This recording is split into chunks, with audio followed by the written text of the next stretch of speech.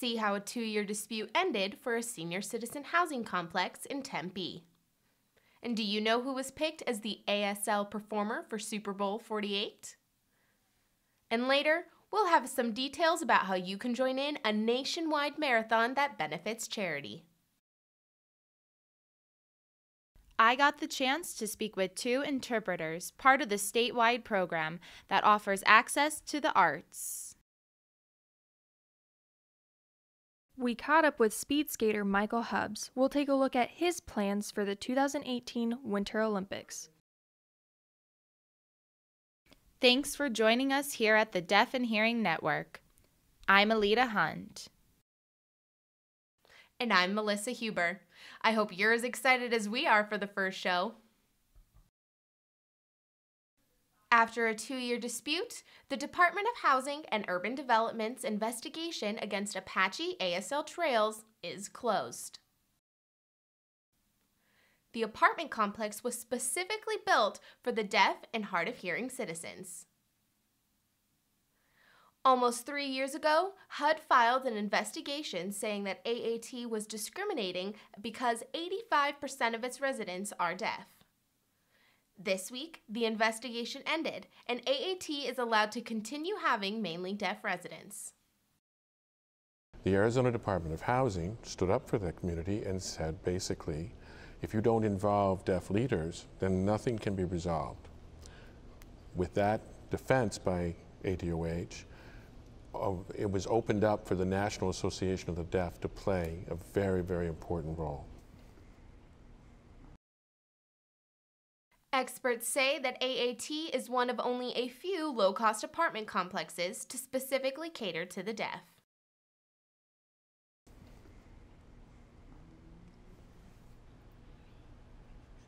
I think it'll be very instrumental in how it spreads through the community.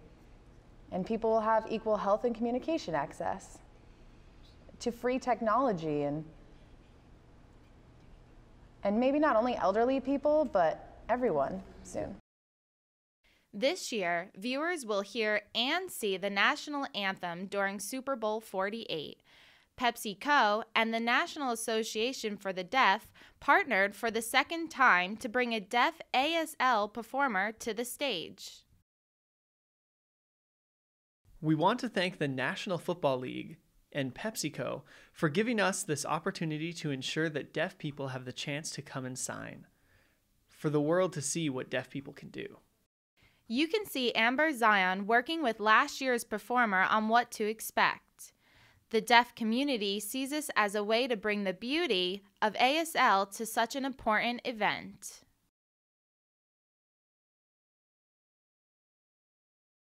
You have to pay attention to where the camera is too, because if it's down here, your hands are going to be in your face. So just pay attention to the cameraman. Child Protective Services is being replaced by a new agency in Arizona. During the State of the State address, Arizona Governor Jan Brewer announced that she signed an executive order to do away with CPS. The Child Welfare Agency has been troubled in recent months after it was revealed that nearly 6,500 reports went uninvestigated.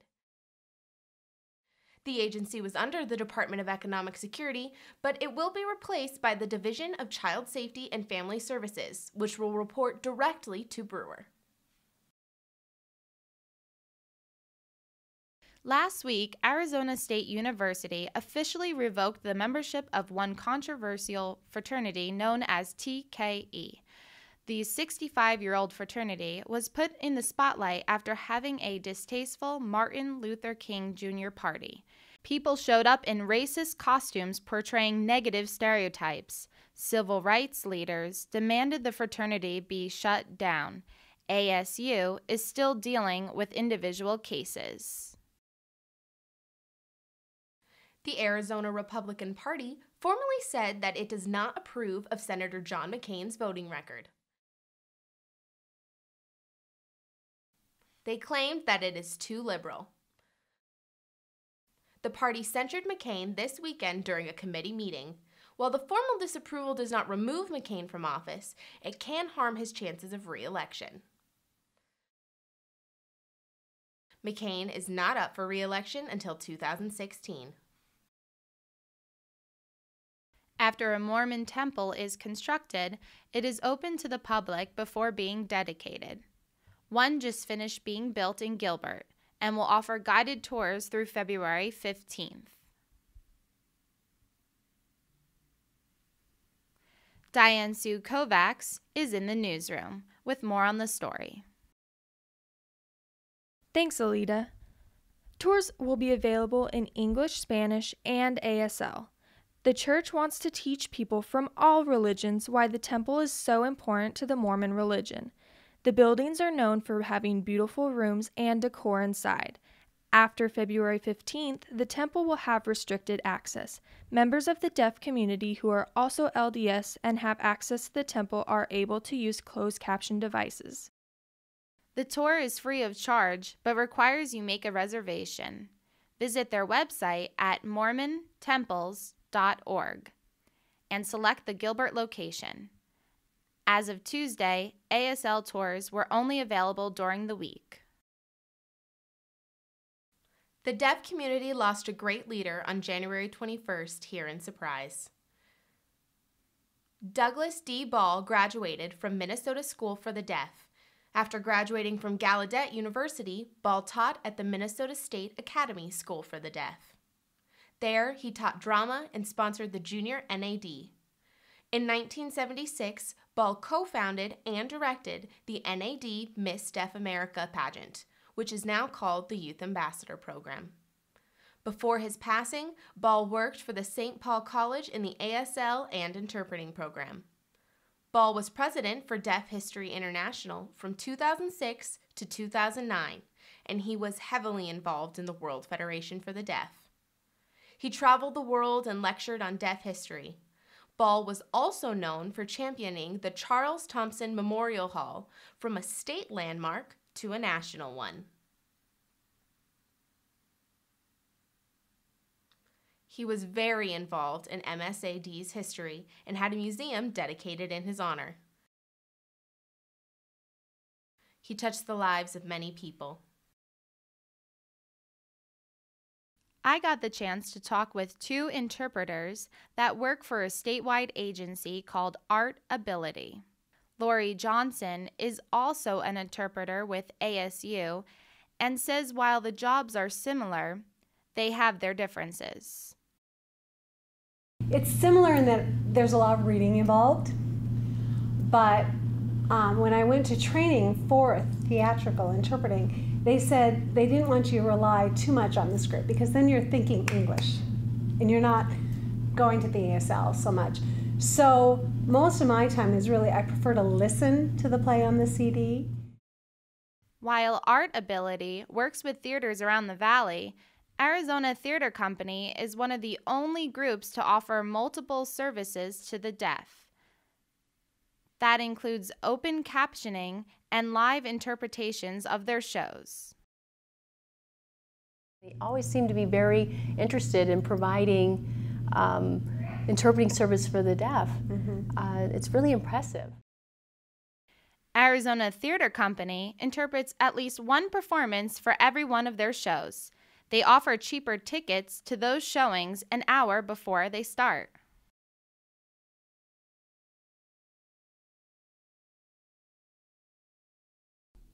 Over 800 runners have signed up for this year's One Run for Boston. The relay run starts in Santa Monica, California on March 16th, and it finishes in Boston, Massachusetts on April 13th. The Arizona stage is set to begin on March 19th. It'll go through Phoenix the next day and finish on March 22nd. Proceeds from the run will go to one fund that was set up to assist Boston Marathon bombing victims. They have set a $1 million goal for this year's run. To sign up, visit onerunforboston.org and click Run a Stage. There is a $50 application fee, and runners are asked to raise at least $250 or more. An article published in Pacific Standard is saying that current trends seem to be eradicating the deaf culture. In the 1970s, 50% of deaf children attended schools that incorporated sign language. Today, only 20% are attending deaf schools.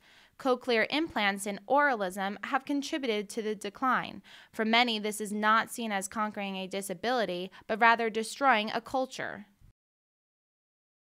President Obama announced earlier this month that restrictions would be tightening on the NSA.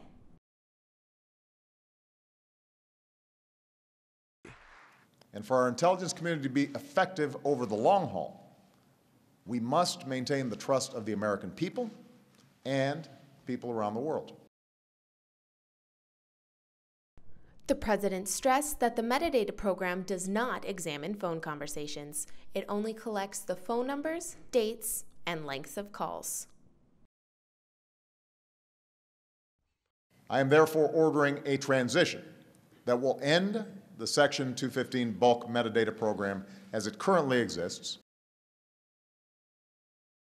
The program will move out of the NSA and be managed by a third party. Some people are still worried that their privacy is not safe.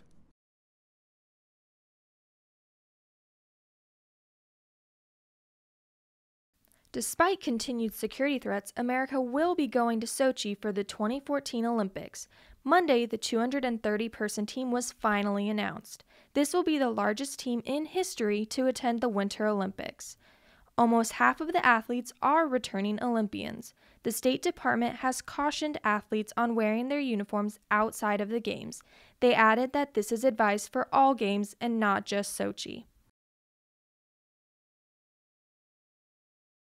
Michael Hubbs, a deaf speed skater, grew up in Texas and later attended Gallaudet University. As a student, he competed on the swim team.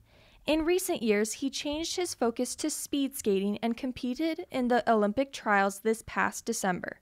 He competed in 4 different events but was not able to make the team. I got the chance to speak with him earlier. What are your goals going forward? How do you plan on getting into the 2018 Olympics? My main goal for now is to make it on the national team. And then the World Cup team. And later, of course, the 2018 Olympics team. My number one goal, though, is to secure a spot for the 2018 Olympic team, which means I need to increase my speed. To learn more about Hubbs, visit his website at michaelwhubbs.com. And for the full interview, check out our Behind the Scenes YouTube channel.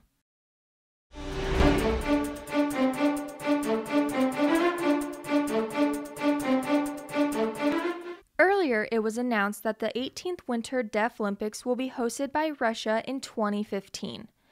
The Winter Deaf Olympics were planned for 2011 in Slovakia but were canceled. The games occur from February 27th to March 7th and include 5 winter sporting events. Denver Broncos quarterback Peyton Manning runs the NFL's #1 offense. Seattle Seahawks cornerback Richard Sherman is a key cog in the NFL's #1 defense. That intriguing matchup will be one of the main Super Bowl storylines when the AFC champion Broncos play the NFC champion Seahawks on February 2nd at MetLife Stadium in East Rutherford, New Jersey.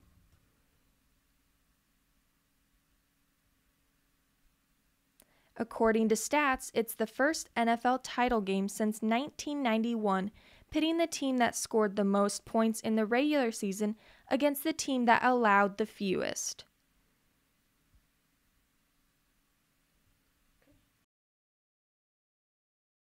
This week, high schools are competing in the Western States Basketball and Cheerleading Classic. The competition will be held at the Washington School for the Deaf from January 29th to February 1st. Our anchor, Melissa Huber, will coach the Phoenix Day School for the Deaf cheerleaders. Are your cheerleaders ready? Yeah, all of the cheerleaders have been practicing really hard. We're looking forward to competing with other deaf schools. It should be fun. Check out our Facebook for continued updates and exclusive pictures.